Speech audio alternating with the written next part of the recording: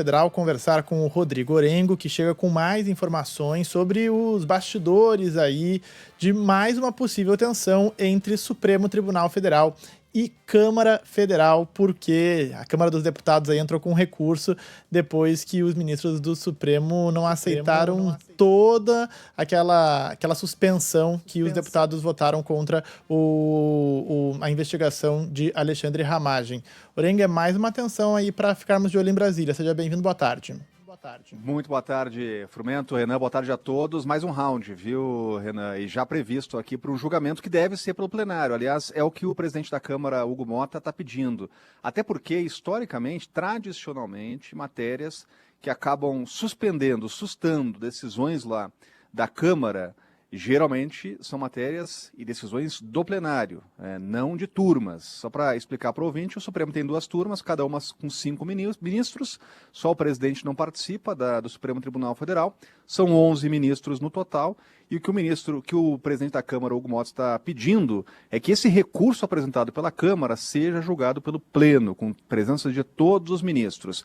É um recurso sobre aquela decisão do Supremo Tribunal Federal, da primeira turma, que suspendeu parcialmente a decisão da Câmara dos Deputados. A Câmara tinha decidido uma votação acachapante, mais de 300 votos pela suspensão completa, total, do inquérito lá, da ação contra Alexandre Ramagem, que hoje é deputado federal. A Câmara tem essa prerrogativa, artigo 53, a Câmara pode sustar ações contra deputados no exercício do mandato. Só que aí tem um ponto que está gerando toda essa discussão. O que vale? Aqueles processos que são investigados, crimes potenciais no exercício do mandato ou inclusive anteriores. Bom, o Supremo entendeu que só aqueles do exercício do mandato, anteriores, antes da posse, antes da diplomação, não pode sustar, não pode suspender. O parlamentar vai continuar respondendo ao Supremo Tribunal Federal.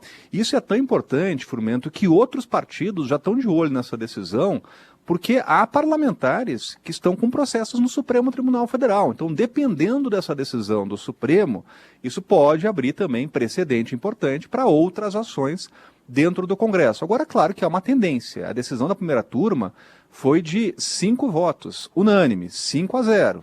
Para formar maioria no plenário, se esse caso realmente for para o plenário, faltaria apenas 1 voto. Então, há uma tendência bastante clara de manutenção dessa decisão da primeira turma, mesmo na análise desse recurso do Supremo Tribunal Federal. Aí Alexandre Ramagem, por essa lógica, responderia apenas a 3 crimes e não a 5. Só 2 estariam suspensos, justamente aqueles investigados depois da diplomação do parlamentar.